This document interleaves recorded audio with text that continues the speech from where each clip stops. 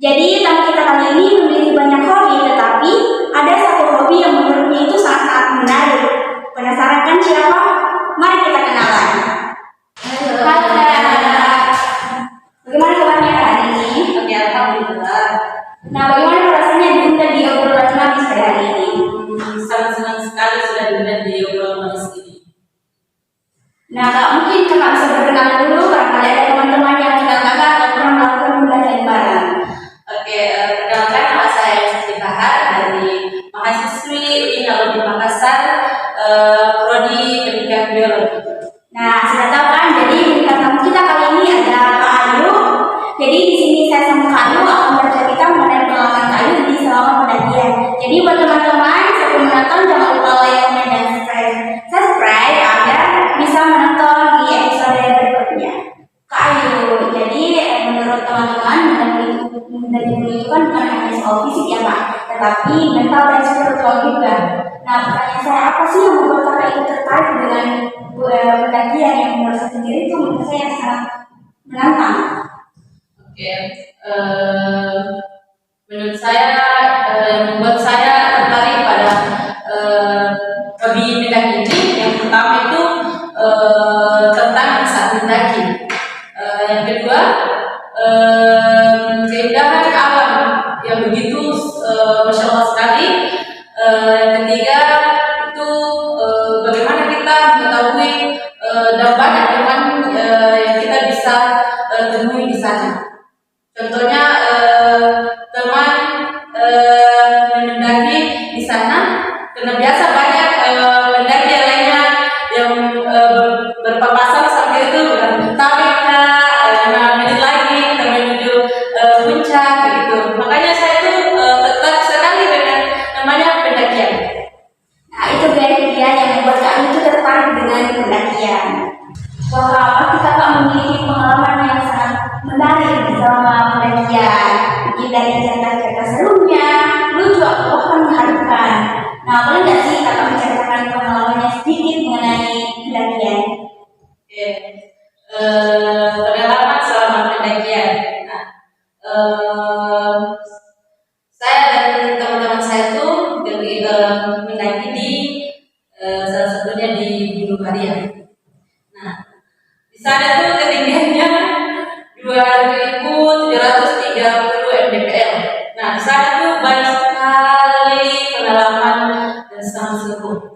Nah, di sana tuh kita memang betul-betul mempersiapkan fisik mental yang memang betul-betul kuat untuk bagi teman-teman yang benar-benar mendaki. Nah, di sana di sana itu pas musim hujan. Nah, begitu banyak badai sehingga yang di depan kami itu tidak sampai di puncaknya karena di puncaknya itu badai. Ya. Di sana kami itu malam jam 8. Nah, kita itu sampai di pos 2 kita di situ camp. Nah, paginya itu kita mulai lagi jalan ke pos selanjutnya. Nah, kita lagi di situ di pos 8. Nah, kita di situ istirahat. Kemudian kita paginya lagi kita menuju ke puncak. Ya, kita ke puncak. Nah, di sana itu betul-betul masya Allah sekali pemandangannya dari puncak Gunung Baria. Kita tuh jalan hampir 2 jam dari pos 8 ke pos 8 ke puncak, hampir 2 jam. Ya, hampir 2 jam. Nah, di sana masya Allah sekali dan dengan tanamannya itu masya Allah sekali cantik, indah dengan pemandangan. Ya, sampai itu kita bisa lihat juga airport dari foto. Ya, kita tahu ya, kita lihat dari atas, kita lihat dari bawah, maksud saya. Nah, sampai kita pulang balik ke pos camping kita di pos 8. Nah, kemudian itu kita pulang. Nah, di situ kita eh, mengalami hal misterius. Wow, kak misteriusnya. Boleh ceritakan Ya, lagi? pas kita pulang itu di pos 8 itu menuju ke pos 2. Nah, pos 2 kita tuh mengalami hal mistis. Nah, kita tetap di pos 2 sehingga foto-foto dulu. Nah, kemudian pas pada maghrib. Nah, saya itu posisi saya itu teman-teman saya di depan semua. Saya di pas di belakang. Nah, saya kira itu saya masih punya teman di belakang saya, ternyata tidak ada. Nah, saya kira itu teman saya di belakang saya cewek satu yang baju putih. Ada yang baju putih, ya ada teman saya baju putih. Nah, saya kira itu teman saya di belakang saya karena saya lihat itu cewek yang baju putih. Nah, dan saya teman bicara. Nah, kemudian saya bilang depan pergi, saya bilang sekali. Nah, lama itu saya kenapa ada teman di depan? Saya bilang itu di belakang. Iya, di belakang. Ada di belakang itu. Siapa? Jadi itu cowok yang ada yang baik cowok bilang, sama teman bicara. Kira ada di belakangku, kenapa diputi? Kamu tuh banyak sekali, maksudnya masa? Itu tuh kok sadar sih kalau ada gerakan ini ayo. Kalau kita bilang dulu, sampai di situ jalan, aku juga tersesat, pas di situ di pos satu kayaknya tuh pos 1 menuju pos 1 kan ada 2 jalur. Nah, kita lupa juga itu di mana mau ke kiri atau ke kanan. Nah, kita tuh ke kiri awalnya ke kiri, tapi ragu-ragu semua ragu-ragu. Lihat dulu ada juga sampai benda, benda sampai tahu bahwa ini jalurnya. Nah, kemudian itu teman ini ada yang bilang dia dulu kan ke kiri. Nah, pas dia perhatikan kan malam itu, sudah malam, sudah isya kayaknya.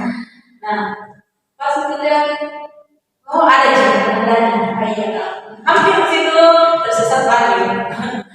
Menuju terus pas melewati pos 1 di situ lagi kita mengalami hal misterius.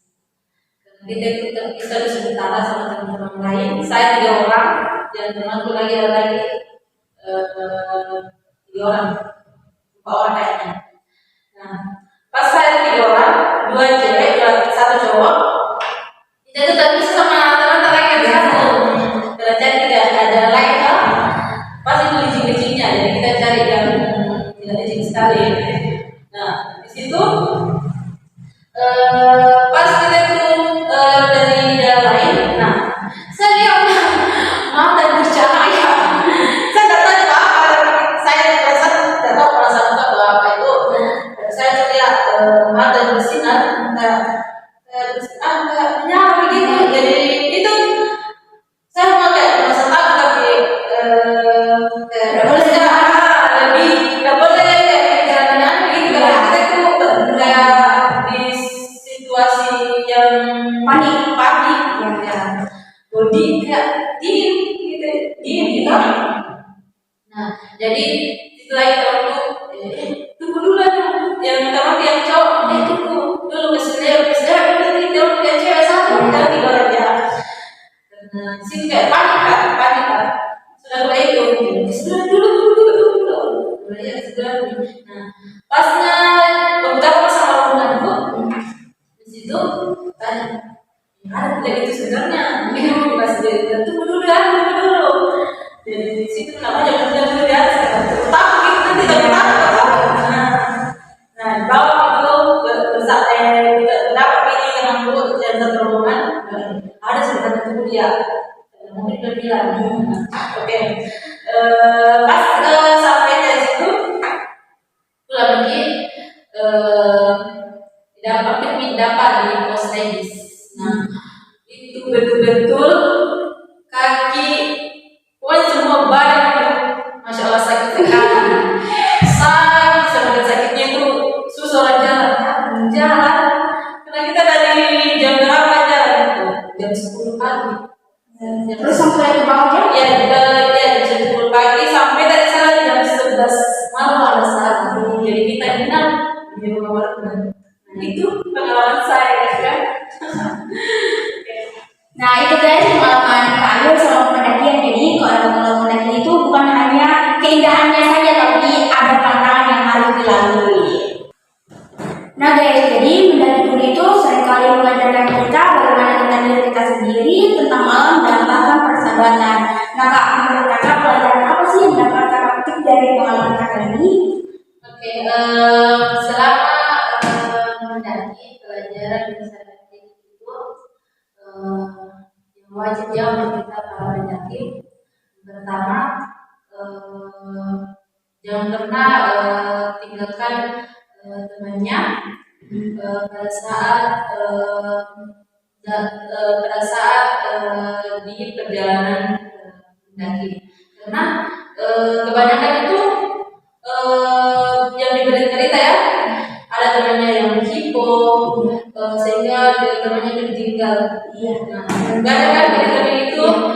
Jadi saran saya teman-teman jangan sekali-kali meninggalkan temannya pas di perjalanan mendaki.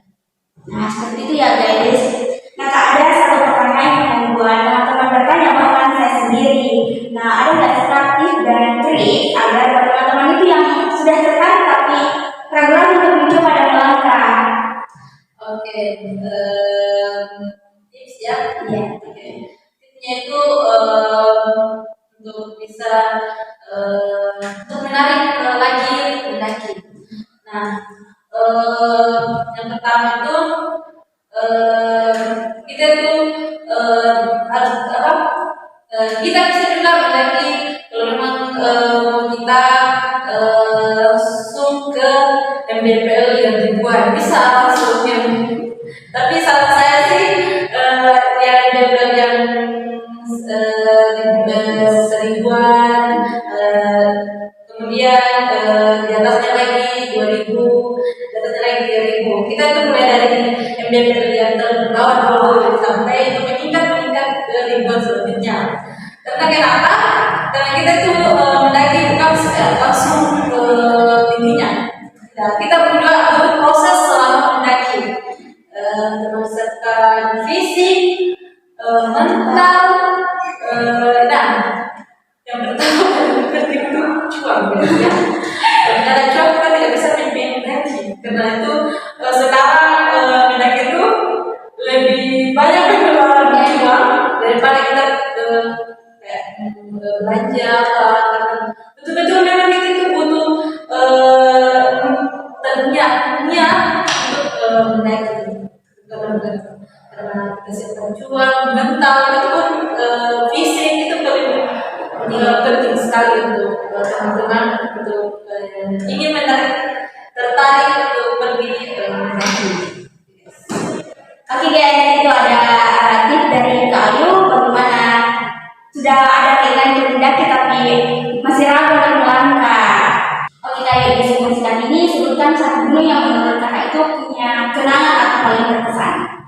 Oke, gunung yang membuat saya berkesannya, nah itu tadi Gunung Badia guys ya, karena itu penuh dengan cerita.